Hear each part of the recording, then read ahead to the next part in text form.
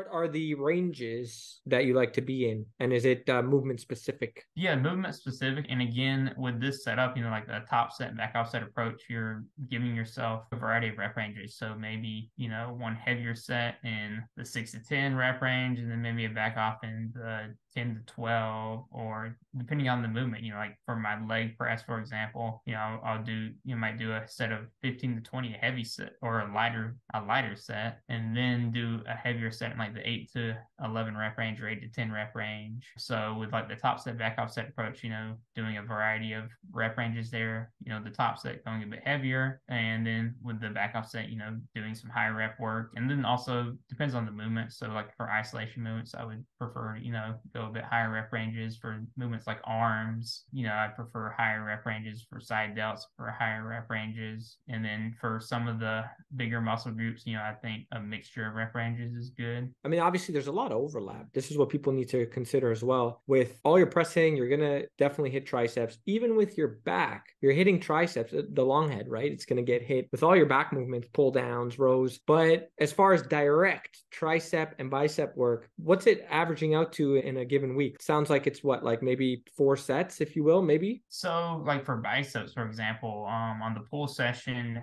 typically what I was doing was 2 bicep movements, 2 working sets for a cable curl, and then doing like a drop set on after the second set, and then just doing a hammer curl, 2 working sets and a drop set, for example. And then on my back and hamstring session, just doing 1 bicep movement there with 3 working sets. Okay. Triceps, we later down the line started implementing a little more volume, the long head of the triceps, for example. So typically, like, for the push days, for both push days, I'm doing tricep extensions and like overhead tricep extension as well. But we started doing, for example, like on the overhead tricep extensions, 4 working sets actually, versus just the 2 working sets. 4 working sets you mentioned for the triceps, right? So is that for one movement specifically? So like on my first push session, I'll do 2 working sets of a tricep extension with a drop set on the last set, after the last set. And then for the overhead extensions, I'll do 4 working sets. Yeah, and then for my second push session, typically I'll do, start out with 3 working sets of the tricep extensions, and then 4 working sets of an overhead extension with a drop set on that one as well. So just getting a little more emphasis, giving more emphasis to the overhead, to the long head, yeah.